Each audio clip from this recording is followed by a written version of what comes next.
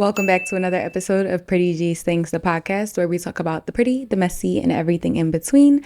I am your host, Geez, and if this is your first time tuning in, thank you so much. And if this is your second time, as this is our second episode, welcome back. And I just want to start this episode off by saying thank you so much for the outpour of support and just all the kind words, especially talking about such a difficult topic such as grief and just being so vulnerable in the moment. I'm just very grateful for every single comment and everybody that did interact, because I said comment and interact, so I'm very appreciative, even if it wasn't on any of the platforms. Which, can we just talk about like seeing my business, like, well, I don't even know if I want to call it a business, because I mean, I don't know, is a podcast a business? For right now, I'm treating this like a hobby, so I don't want to say business, but just seeing my logo and seeing something that I created, because my cosmetic business, I created, 5-6 years ago. So just seeing something so new and like, I don't know how to explain it, but just seeing that on so many different platforms, and then like platforms such as Amazon and Apple Podcasts and stuff like that is just such a crazy feeling and like a good feeling. But yeah, I do want to do a quick check-in. So I wanted to start coming in with like my own segments, how other podcasts have. So what we're going to do, like I said, this is where we talk about the pretty, the messy, and everything in between. So what I'm going to do is give a pretty, a messy, and an in-between from my week, hopefully every episode. And by pretty, I mean like something good, by messy, something bad or whatever, and then in between, something good and something bad. So my pretty this week will be actually today. I participated in a back to school drive. My friend Ashani, which is long story, but maybe I'll get into that someday, but she was my wax girl, followed her from European Wax Center, and now I go to her faithfully. Been my wax girl for like over a year. And she had a back to school drive, so I was one of like her volunteers, and I helped her out with that today. And it was just a really good feeling to be a part of something like that's. I mean, like giving out free school supplies and free water ice and pretzels and stuff like that was just so nice. Like it just felt good to be doing something good. And then something in between. Now, this is gonna come across weird. This isn't really good at all, of course, but today is 8 months since my dad's passing, which I feel like is so crazy too. I do have his candle lit. When his candle is lit, it's like he's here with me. So today's 8 months, and I've chosen to look at his death anniversaries as 8 months closer to seeing him again, opposed to 8 months since my dad died. Like, I don't want to look at it that way. I want to look at it in a positive way. I like to think of myself as an optimist. So that's how I'm choosing to look at his anniversary or death anniversary. I don't know, whatever you call them. So yeah, it gives me a sense of joy, or I don't want to say joy because there is no joy. And of course, like y'all know what I'm saying, but I just like to look at it like that. Like 8 months has gone by. Of course, it's very dreadful to think how much time has gone by since I've seen or talked to my dad, but it's a positive, like, okay, 8 months closer. I don't know. I know it sounds morbid. Like I'm thinking about like 8 months closer till I die. I don't I hope if you get it, you get it. But yeah, and then of course that's an in between because it's a good and it's a bad. And then my messy, I don't know. Cause I couldn't go. All right, my messy, because that will lead into my next topic. My messy is unsupported friends and family. Like, I feel like that I always expect that when I do anything business related, because that is something I learned. Again, I started Glossed. This is my 6th year. Yeah, 6 years ago. And that is a hard lesson I had to learn, is that like your friends and family are not going to be Ashani just said it today. Your friends and family are not going to get you rich. They're not going to be the people who show up, which is sad to think about. But just even social media, like the amount or lack thereof that I feel like I receive from friends and family, and Facebook particularly, which I don't know, maybe I'm like thinking too much about my Facebook presence, but I feel like I be getting comments on a lot of other, I don't know. Maybe I need to reevaluate my Facebook presence, but that does lead me into, so that was my messy, unsupported friends and family. And that leads me into my next topic, like social media energy. One of my biggest pet peeves, and I'm so tired, I don't know, and it's not like I sit and think about it all day, every single day, but something that really is starting to bother me is like dormant social media. Like, why are you on, mind you, social media is for us to be social, yet it's been normalized or made to be cool that everybody have no pictures and don't post anything and be so mysterious. That is so odd to me. Like, and granted, of course, you don't have to share everything. It's not like that. Like, there's pros and cons to social media, of course, but it's like to get on social media and not share anything, and then not that you even have to, like, again, understand people that don't share every single thing. I don't share every single thing, but to get on social media and not interact or socialize at all is weird. It's weird. Why are you here, ho? Why are you on social media if you're not going to socialize? That just makes no sense to me. And then it's like, I don't like to think of the whole monitoring spirits thing. Like, I don't look at it like that, but I genuinely think that it's weird. It's why that makes no sense. Honestly, I don't know. It gives hater. It gives hater to me. If you're on social media and you're not liking anything, you're not supporting your friends, you're not reposting your friends' stuff, that gives hater vibes. And then what I don't like is like, I understand. No, I don't. I don't understand. I'm sorry. I don't understand. Granted, actually, no. What I do understand is I am guilty. This is something, I'll be completely transparent with y'all. This is something I'm guilty of. I'm guilty of muting people when I should unfollow them. So like, if somebody posts things that I don't really care for, I will mute them. And that happens a lot. Like, I feel like one thing that really, like, I can't stand seeing somebody post so much about celebrities or just always in celebrity drama. Granted, I get like celebrities are famous. Like, that's what they're like. I don't like to say that's what they're there for, because they're really humans. They're really not. We're not supposed to be up their ass all the time. But I just cannot stand seeing somebody post nonstop about celebrities and not their friends, or like whatever the case may be. And not even just that. Genuinely, anything that irritates me, I'm going to mute you. But really, I should unfollow you. Because if it's everything, if I find myself muting your stories, muting your post, like if I find myself not wanting to consume any of your content, why am I following you? So that is something I'm guilty of. But again, past tense, was guilty of. I will unfollow you now. And what irritates me with that is I feel like in today's generation, you unfollow somebody and it's automatic beef. Why is that?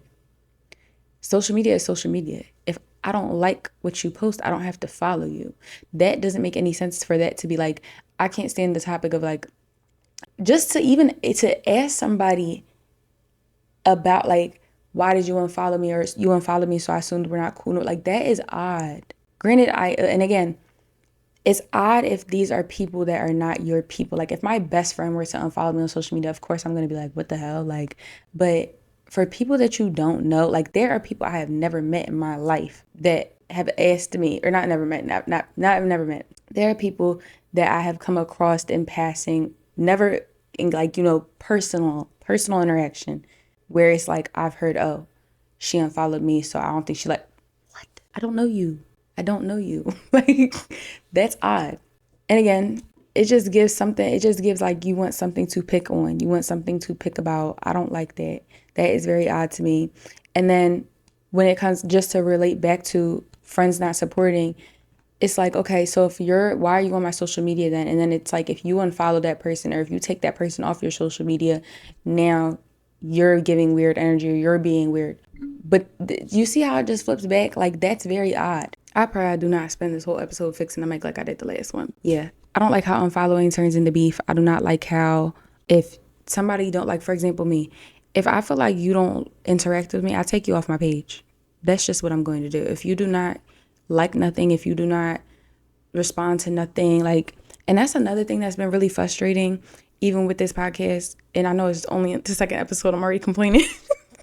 But when I'm giving polls and stuff, I just hate that social media has become like, again, just normalizing not interacting or not being social. If I'm posting a poll and you're looking at the poll, and I get like we're all tapping, scrolling, whatever the case may be, but 9 times out of 10, you are seeing what somebody's posting. You like, why are you not interacting? What is the point in following people you're not going to interact with? And you don't always have to, but I'm saying, again, like, I feel like, doesn't Instagram tell you, like, Instagram tells you who interacts with you the least. So that's what I'm saying, like, just like stuff like that, I go through that and I take them off my page, because again, that's just, it's odd to me. I don't like that. And then that leads me back into friends. Like, if your friend is not, if I have somebody who I consider a friend or whatever the case may be, and they're not supporting anything or doing anything, then why would I have you on my page? And it's just said that you can't, or like, I don't like either. Now I'll just give a list of stuff I don't like. I just feel like how we've normalized also to, oh, you can't rely on your friends and families to get you through or to be the first ones to support you. Why not?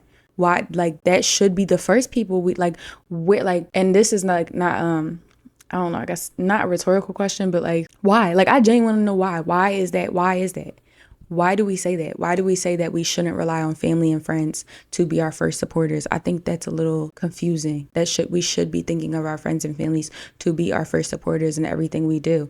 But that's why it's become to a point of we're normalizing our friends and our family being haters and not supporting us.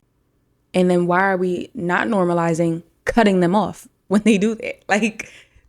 Like we're just supposed to be cool with the fact that they don't support us. And this all came up like today, just doing the back to school drive, because, okay, so for one, today when we were doing that, I was taking pictures. I was taking pictures for my girlfriend, for the one who was having the back to school drive. I'm taking pictures, I'm taking video. Like, I just immediately started doing that. She didn't ask me to do that. She was like, oh my God, you're such a good friend for doing that. And it's like, I just treat others how I want to be treated. That's it. Like, support your friends the way you would want your friends to support you. That's exactly how I live. When I went and started taking pictures and stuff, I'm doing it because when I do my pop-up shops, when I do things for my business, that's how I want somebody to be for me. Like, if I had a friend here right now, I would want them taking behind the scene pictures and doing all that. So I immediately go into, how would I want somebody to act right now for me? How would I want somebody to support me in this moment? If this were me, if I were in her shoes today doing this back to school drive, how would I want my friend to show up for me today? And that's how I show up. And I feel like a lot of people need to start thinking that way. If nobody's supporting you, if nobody's pouring into you, you should take a step back and think, how are you pouring into your friends? Are you pouring into your friends? Or are you not? And that's what I mean. And it's sad because a lot of the time we do take a step back and evaluate that. I know I'm guilty of that. I'll take a step back and evaluate, and I still continue to pour into people. And I was just having this talk with one of my other girlfriends about pouring into people that don't pour back into you, and then keep asking yourself, why are you finding yourself in these situations? The answer is right in front of you. You know the answer. You're like, you have to, and that's what I mean. I feel like we I don't know. What's the saying? I feel like it's in Perks of Being a Wallflower. I love that movie, by the way. But it's like, what's this? I gotta look it up. Oh, we accept the love we think we deserve. That's what it is. And it's not to say we think we deserve less, but like, I know, again, I feel like I'm guilty of this as well. Like, I will lessen or, not devalue, but, lessen myself to try to fit into other people's, or like minimize myself, which that's something I have to get out of. But I'll minimize things I do, or not condescend, I guess minimize the things that I do, or belittle, that's the word I'm looking for. I belittle myself to try to make myself feel better about what others do for me, or lack thereof. So that's something I really want to get out of. And I feel like a lot of this all be like inner work. I feel like we look around to others to try to fill these voids, and really it's not theirs to fill. It's for us to be doing the self-work and evaluating and accepting things for what they are. And then that leads me, or I don't know if that would lead me, but another topic I did discuss today too is relationship titles. And that's what I mean. Another thing with self-work is like, so I feel like today's generation, or my generation, we've normalized not having titles on a relationship, or not, like, that's what I mean. Not, granted, I feel like we've also done a really good job at making like a bigger habit out of, I don't know, I can see it from both sides. But basically the question today was, do relationship titles matter to you? Does it matter if there's a title on a relationship with your man, or whoever the case may be? Does it matter if a man asks you to be their girlfriend, boyfriend, whatever the case may be, or vice versa? And again, I feel like for me personally, I've never been asked to be a girlfriend. Have I been a girlfriend? Yes, but I've never been asked to be a girlfriend. And again, I feel like that's because I just accept that. And that's not, like, that's what I mean, where we want these things, but the environments we're in, we feel so normalized, or we feel like we're asking too much. And that's where I have to sit there and tell myself, I want to be asked to be a girlfriend. I would like that. There's nothing wrong with that. But when we're sitting, and if we're around not certain people, but just, again, if your circle is a certain way, like, not birds of a feather flock together, but something like that. If you are around people that think that's normal, you'll start to think that's normal. And it's not to say that the people around me, but I guess the question is, are labels important? And do we say no? At least speaking as women, do we say no so that we don't feel embarrassed when it goes left? I feel like I have done that before. I feel like I have said that labels do not matter to me before, so that when something does happen, you don't find yourself embarrassed for when it goes left. Or like when people say they won't post a man because they don't want to be embarrassed, or that's what I mean, are we saying no, or are we not taking these things in because we don't want to feel embarrassed when something happens? And that's a shame. We're normalizing that. And that leads me into a hot topic. Mr. Chatty Patty Young Thug. That, like, if you know, I'm a Mariah girl down. My heart is broken for my girl. Rainy days. It is some rainy days going on right now. But while he is a chatty patty, I can see it from both sides. Personally, again, being a yearner, being a lover girl myself, that is just heartbreaking. But also, like, I don't want to sound like what's they be saying, pick me, but she did, like, not to say she knows what she signed up for, but at this point, like, come on. But I also feel like all the hate he's getting, I feel like there should be a little bit more grace given, because imagine your most personal conversation. I know me, I would want to, because that don't need to come out. So I feel like everybody saying all these things, like, I can't believe he's saying this, that, and the third. Think about the last juicy, messy, crazy conversation you had with your closest girlfriend, closest guy friend, whatever the case may be. Would you want the shade room to post it? No. So we should really, we shouldn't throw glass or rocks at glass houses, okay? Because I know me personally, I wouldn't. And then it became a topic today of how girls are so much more sneakier than guys, because we're like, okay, that was another thing. It's being said, which I've seen on the Instagram, and we were talking today about it, about how that's like, what did you expect him to do? Like, what did you expect Young Thug to do? What would you expect from a man that gets locked up? Like, they just be in there talking. That we should not be expecting that. That should not be the standard. We should not expect a man to go to jail and cheat and talk to a bunch of, like, that is, but that's what I'm saying, where we are normalizing so many things that are not okay. And then it's like, we're getting mad when it's happened. Like, I don't know, that to me, he's wrong. I don't think he should be getting all the hate he's getting, because, again, if it was your deepest conversation, would you want people to hear it? No. Imagine the things you've talked to or the things you've done, and then it became a conversation of girls are more sneakier than guys. And me personally, I do think girls are more sneakier. As a girl myself, I think girls are a lot more sneakier. Girls get away with a lot more because just the biases. They're not, a lot of things aren't expected, or only a man does that. So I don't know. Don't shoot the messenger. Sadly, this is going to turn into me fixing the mic repeatedly. Next hot topic, LATTO and Ice Spice. I have one word. God. I'm sorry, but when I watched that video, I was like, am I gay? Am I gay? I don't know. One, I don't really care for the whole LATTO and Ice Spice beef, whatever. I don't even know what that would, like, I'm not, and granted, I know I'm talking about it, so maybe I should know more about it, but I'm really not into that whole, I don't know what that was, whatever. I did like Sunday service, though. I don't listen to Ice Spice. I'm definitely more, I don't like to say I don't know. I'm not going to get into the whole rap girl beef, but I do like LATTO. Ice Spice is cool, too. I think they're both very, very gorgeous girls. But I don't know, that video, I was like, jeez, yeah. If you did see the video, let me know how you feel about it.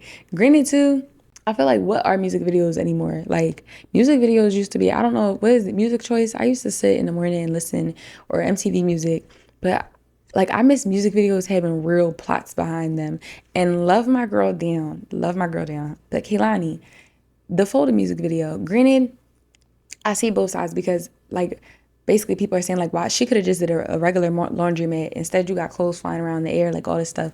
And I get we have so much advanced technology and stuff now at this point, where it's like, or AI or whatever the case may be. And the video is great, don't get me wrong. But yeah, I didn't get the concept. And maybe I'm not artistic enough. Maybe I'm not deep in the artistry to understand.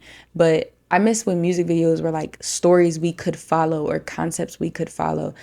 Again, they're not making their art to, like, I mean, granted, they're making music and everything to feed their fans, but that's not the sole purpose. Like, for example, me with the podcast, I'm not making this podcast to necessarily feed the listeners. I'm making it because I want to talk about the things I want to talk about. I'm doing it for myself as well. Of course, yes, I would like to intrigue y'all into to talk about things that y'all are interested in, but I'm not, like, that's not my number one thing, if that makes sense. I hope everybody's following what I'm saying. But yeah, I don't know. don't I like the music video though, and I think that was really cool that they were able to, I guess, again, I just feel like that beef was not real. It wasn't real beef. I don't like calling it real beef, but I thought it was really nice the way the rollout was cool. The rollout was cool. That was a cool rollout. Moving on to another segment I will be introducing for the first time today is things we don't say. So, things we don't say will be exactly that. Things we don't say, things, taboo topics that we are not talking about. And the first one I do want to talk about is the dynamic in a Black household versus a white. Granted, I cannot speak to the white experience. I can only speak on my experience, but this came up a lot, and this has come up a lot over the years just with friends, period. And again, can only speak to my experience. I'm speaking off my personal experience, and I'm speaking off of experiences with my friends and my environment. I just don't understand the idea that because you struggle, your children have to struggle. We don't ask to be here. We did not ask to be here. I didn't hit God up. I didn't hit you up from the womb. I didn't, from my dad. And again, I'm saying Black versus white because that is my experience. My friends who are Black, all of us, it seems they have a similar experience of like, well, I had to walk, or like, I know people gonna feel me. I had to walk, so you need to be able to walk. I had to do this, or I had to get a job. What like, again, and I'm not a parent, so maybe I can't understand it. Maybe I will understand it when I am a parent if I choose to go that route. But that's what I'm saying. If you choose to go that route of having a child, then you should want the best for your child. In my personal opinion. My personal opinion. I don't know if I'm allowed to have an opinion. I mean, I can have whatever opinion I want, but that's what I think. I personally think if you choose to have a child, if you choose to bring life onto this earth, why would you want them to struggle the way you did? Isn't that defeating the purpose? You're supposed to create life, want better, set them up for success. I don't know. That's a little weird. And then we look around and we wonder why we're not getting anywhere, or why our society, we're keep falling behind. That is why, because we're putting ourselves behind. Why are we doing that? And then that's why I'm seeing, I feel like we're having these conversations and nothing's changing. And that actually came up, I don't remember if I brought that up in our first episode or my first episode, but I am in school, and one of my classes, we were talking about being an active citizen. And that's what I mean. The people who complain the most do the least. You are not an active citizen if you're sitting here complaining and you're not doing anything. You're not making a change. You're not putting in any effort. If you're not engaging in public conversations or dialogue, why are you complaining about anything? You're not doing nothing to. And that's what I mean. It'd be those people that have the biggest mouths ever. But yeah, I just feel like having kids is a choice, and you should not choose to want your child to struggle. And that leads me into another things we don't say.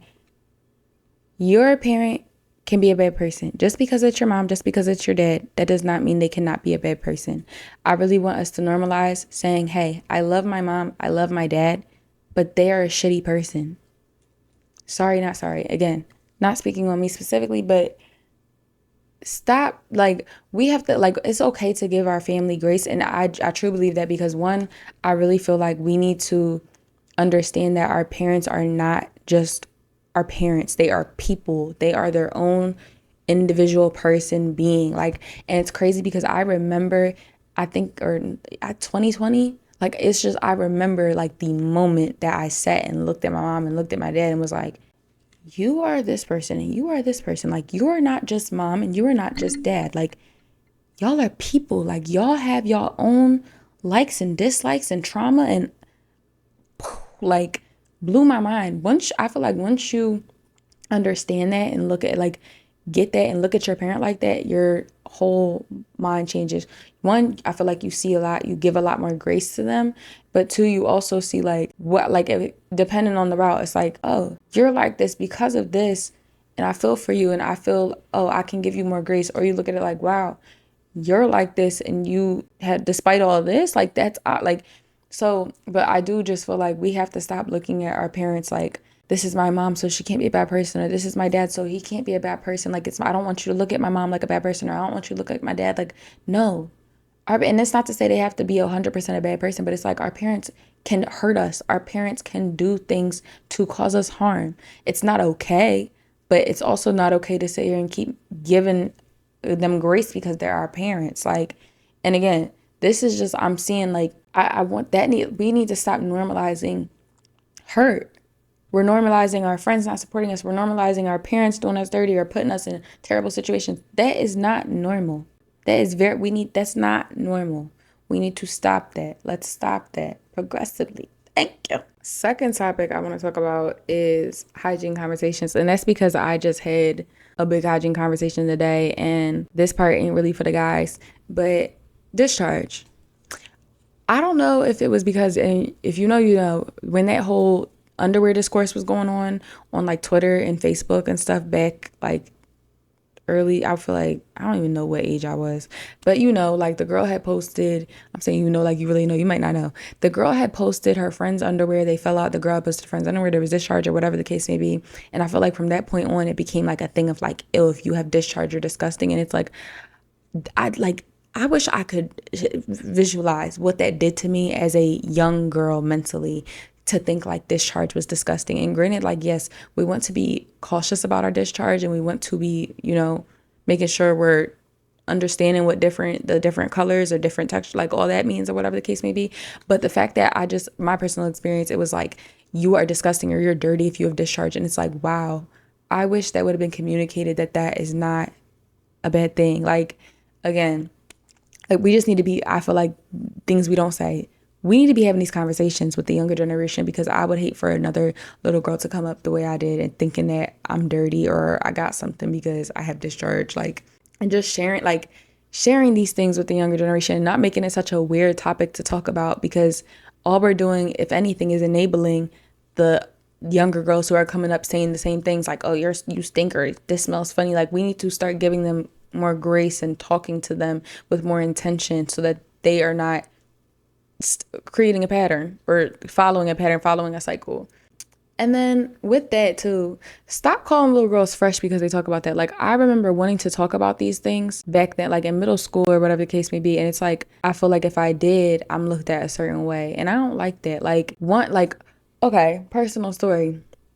So when I started, now that, because I remember things based off what house I lived in. So I remember the house I lived in at the time, and I had to be somewhere between 10 and 12. I started shaving down there between the ages of 10 and 12.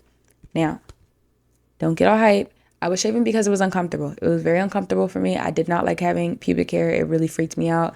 I have very sensitive skin. Like, you can touch me and I'll turn red. So the ingrowns and all that, like, I did not like that. It was very uncomfortable. And I started puberty really early. So that's all, like, I had boobs at 10 years old. So, I mean, but I really did not like having pubic hair, so I just started to shave. My mom had razors, and I would just take her razors and I would shave. I didn't say anything about it. I didn't ask anybody about it because I didn't think it was a problem. But I remember when my mom, I think I cut myself or something. I don't know. Something happened for me to have to bring it up to my mom that down there was bothering me, like I had a cut or whatever the case may be, or it irritate. I don't know if I used the wrong shaving cream. I don't know. But I remember I had, for whatever reason, brought it up to my mom, and when she saw that I was completely bald, she lost it. She told my dad. My dad cussed me out. And I just remember at the time being so confused as to why I was being yelled at. Like, nobody was explaining to me why. Like, they're in their mind, of course, as parents, they're like, oh, you're being fresh or you're shaving for whatever reason. And it's like, nobody's talking to me about the fact that they're like, I'm not knowing that means I'm fresh, and it doesn't mean you're fresh, but I'm not knowing I'm not allowed to do that. Nobody said I could not shave down there. I just know I'm having hair down here. That's not teaching me. I mean, they're teaching me, but they're not saying you cannot shave. Like, no, you get what I'm saying? Like, speak. Have these conversations with your kids so that they're like, again, to this day, we didn't talk about it after the fact. I just knew that I should not have been shaving it. But again, I don't know why. Why am I not allowed to shave? I just knew that it was bad. From that point on, I'm like, oh, this is bad. I'm not allowed to do this, but I don't understand why. And nobody's explaining to me. I'm getting yelled at for, I don't know why.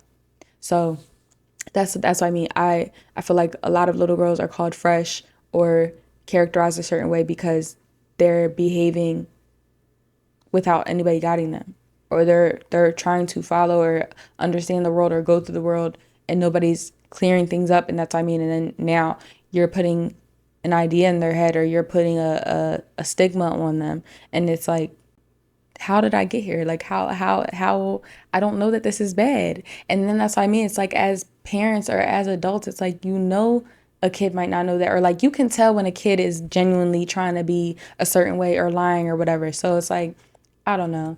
Again, I wish that would have been handled differently, and that's what I mean. Would hope that people start having these conversations more. And if you have something that like things we don't say, I want you to comment it and let's talk about it, because that's what I mean. That's what I want the segment to be. I want it to be where we are talking and addressing things that we don't say, things that are not talked about, or things that are, again, taboo or looked at like, why would you talk about that? I'm still uncertain about the pace that I'm going to do this in, especially just because, like today, for example, I felt very chatty, and I'm really nervous. I hope this episode didn't go so fast or all over the place. I really be trying to do the note cards so that I stay on topic, but again, still uncertain about the pace. I don't even know if I'm gonna drop this Thursday. I think I will though. I don't know. But let me know in the comments, or maybe I'll put a poll on here because I think I can do that on Spotify and YouTube. So let me know in the comments if you would prefer weekly or bi-weekly, and why, or whatever. Like, you don't have to put why, but weekly or bi-weekly. Please, please, please let me know weekly or bi-weekly. And then I did just want to end the episode with just saying, like, be the type of friend you want. Be the type of person that you would want somebody to be for you. And I know it sounds so cliche of like, treat others how you want to be treated, but no, for real, show up for people how you want to be shown up for. And if it doesn't come back to you, don't show up for, like, but 9 times out of 10, me personally, it's come back. Like, the people I pour into, I feel like they pour into me, and I feel like the reason I don't get the support or don't keep being met with, or what's the word? Keep being disappointed, keep being met with disappointment, is because I'm not listening, I'm not going based off my experience. I just keep doing the same things over and over again, and that's how you will fall in a bad cycle. So yeah, be the type of friend that you would want somebody to be for you. And I really hope y'all enjoyed this episode. I hope this didn't go too fast. I really was trying to keep it in the same time frame because y'all did say y'all liked the time length of 45 minutes last time. But I'm closing this out. Hopefully I will have a better mic stand for y'all, because this is driving me crazy. But stay pretty, stay messy, and most importantly, stay you. Bye.